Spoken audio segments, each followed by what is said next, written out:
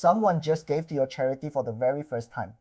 In that moment, they are more open to you than they will ever be again. Curious, a little proud, quietly wondering what they have joined and whether it was a good idea. This is the warmest they will ever feel towards you. And most charities answer that moment with an automated receipt and then silence, until an appeal turns up months later asking for more.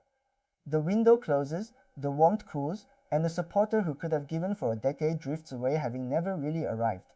A welcome series is how you catch that moment. It is a short, planned sequence of messages that greets a new supporter, shows them what they joined, and gently turns a one-off gift into a relationship. This video is about how to build one that a tiny team can set up once and let run. One honest note first. This is educational content only. We are not affiliated with any email platform and nothing here is legal or financial advice. So follow your own rules and check anything that matters with the official source. Why the first month decides everything. Let us start with why the first few weeks matter so much more than any other moment in a supporter's life with you. When someone gives for the first time, they have just made a small leap of faith and they are watching, half-consciously, to see whether it was worth it. What happens next teaches them who you are. A warm, human welcome tells them they joined something real and that their gift mattered, and it dramatically raises the odds they give again. Silence, or worse, a cold receipt followed by a straight-in ask, tells them they were a transaction, and most of them quietly never return. The uncomfortable truth is that a huge share of first-time donors never give a second time. And the single biggest reason is not the cause or the money. It is that nobody made them feel welcome. The first month is where loyalty is won or lost, and almost nobody is competing with you for it. What a welcome series actually is. A welcome series is not complicated, and that is its beauty. It is simply a short run of messages, usually 3 to 5 emails over the first couple of weeks, that a new supporter receives automatically the moment they join. Each one has a single job. The first says thank you and welcome, fast. The next shows them the good their gift helps make possible.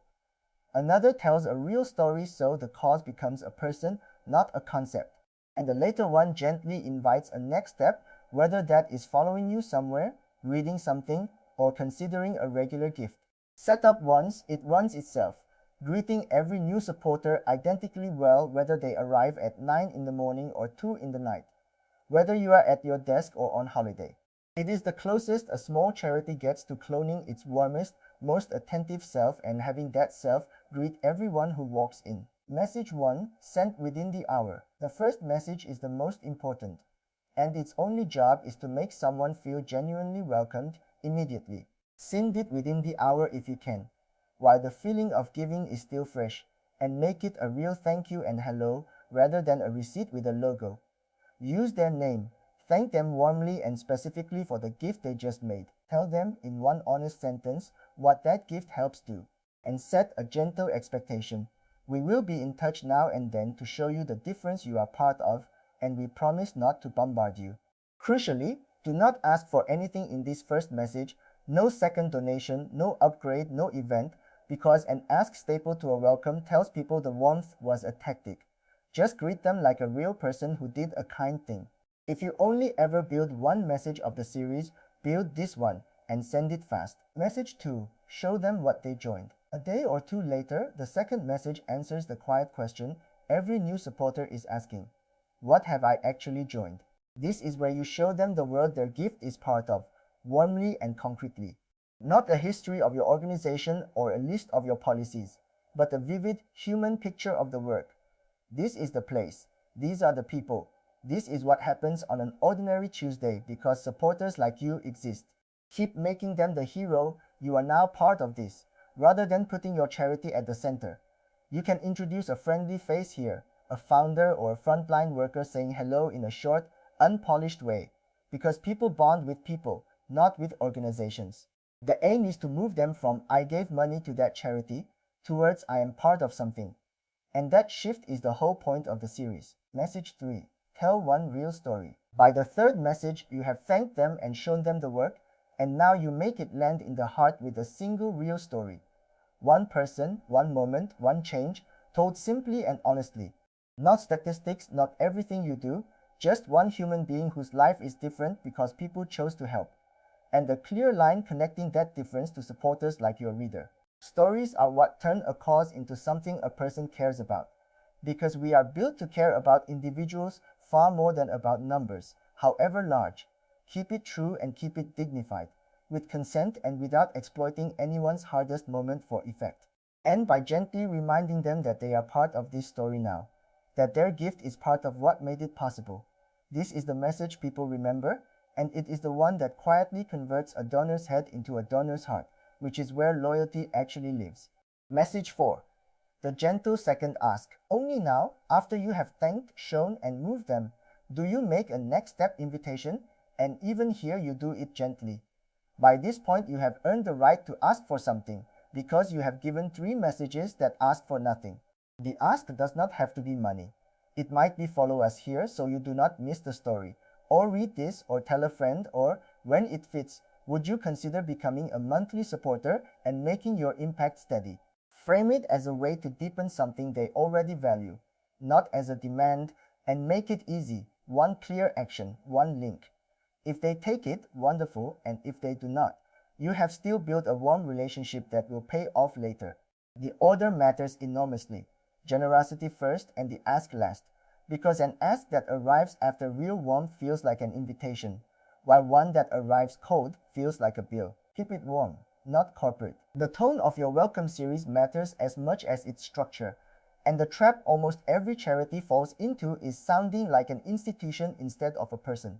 These messages should read as if a real human being at your charity sat down and wrote to one new friend, because that is exactly the feeling you want to create. Write from a named person, not from the organization. Use plain, warm language, short sentences, a little personality. Say you far more than we. Avoid jargon, mission statements, and the stiff formality that creeps in whenever we write on behalf of an organization.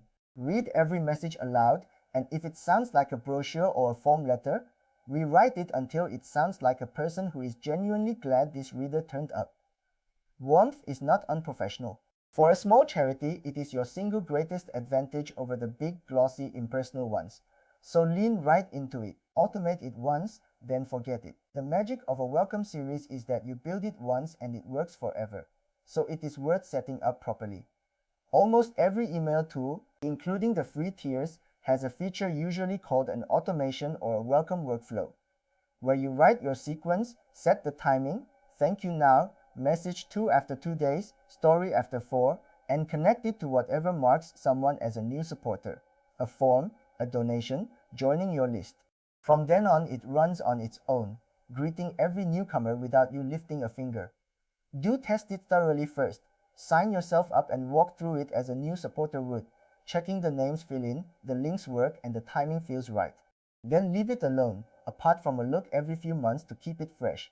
A few hours of setup buys you a warm welcome for every new supporter for years, which is one of the best returns on time in all of small charity fundraising. Welcoming people who are not donors yet. A welcome series is not only for people who gave money, and this is where many charities miss an easy win. Anyone who just joined your list, downloaded your guide, signed a petition, or registered for an event has also just raised their hand, and they deserve a welcome too, tuned to what they did.